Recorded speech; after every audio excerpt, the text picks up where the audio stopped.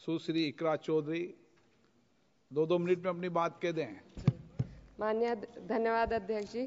आज मैं 2025 के वित्त विधेयक पर अपने विचार रखने के लिए खड़ी हूँ।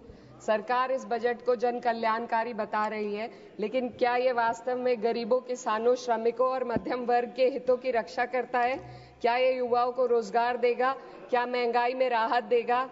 लगातार हम पढ़ते आ रहे हैं कि भारत की जीडीपी पिछले 10 वर्षों में दोगुनी हो गई है और हम जापान और जर्मनी को पीछे छोड़ते हुए 27 तक दुनिया की तीसरी सबसे बड़ी अर्थव्यवस्था बनने के ओर अग्रसर है। लेकिन यह उपलब्धि तब फीकी पड़ जाती है जब हम प्रति व्यक्ति जीडीपी के आंकड़ों को देखते हैं, जिसमें भारत विश्व स्तर पर 100 से अधिक देशों से पीछे है।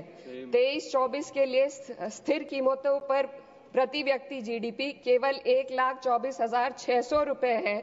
ये कोई आश्चर्य की बात नहीं कि सरकार इस डेटा पर बात करने से बचती है, क्योंकि वे ये नहीं समझा सकते कि पूरे देश की जीवन स्तर में वृद्धि क्यों नहीं हो रही। वे ये नहीं बता सकते कि देश में इतनी गहरी आय असमानता क्यों बनी हुई है और आम नागरिकों को आवश्यक सेवाओं तक पहुंचने में इतनी कठिनाइयां क्यों होती हैं। सरकार दावे करती है कि भारत की अर्थव्यवस्था दुनिया में सबसे तेजी से बढ़ रही है, लेकिन इस विकास का लाभ केवल अमीरों को मिल रहा है। आज हमारे देश में शिक्षित युवा नौकरी की तलाश में दर दर भटक रहा है। सरकारी नौकरियों में लाखों पद खाली पड़े हैं, लेकिन भर्ती नहीं हो रही। निजी क्षेत्र में भी नौकरियों की संख्या घटती जा रही है।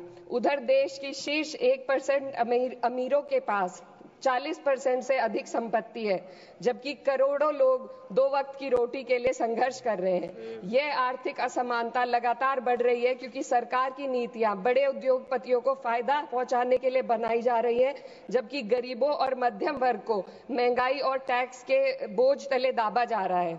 जब यह सरकार सत्ता में आई थी तब $1 लगभग 60 रुपए के बराबर था और आज 83 तक पहुंच गया है। Sir 2 minute.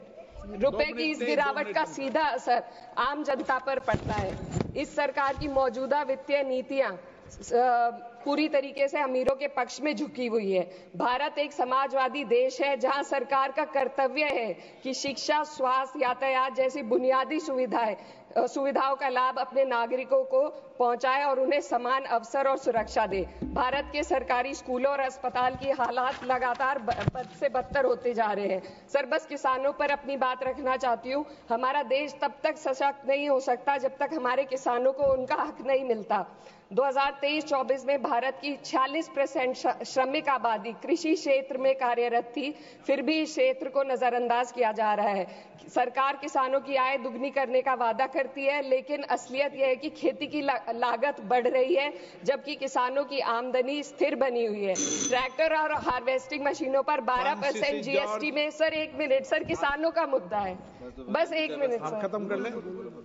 हार्वेस्टिंग मशीनों पर 12% जीएसटी से किसानों को परेशानी और बढ़ रही है। यदि सरकार इस बोझ को कम कर दे तो खेती में फायदा होगा। साथ ही साथ प्रधानमंत्री किसान सम्मान निधि के तहत जो मिलने वाली राशि है उसको बढ़ाकर 6,000 से 12,000 कर दे तो किसानों की आय में फायदा होगा।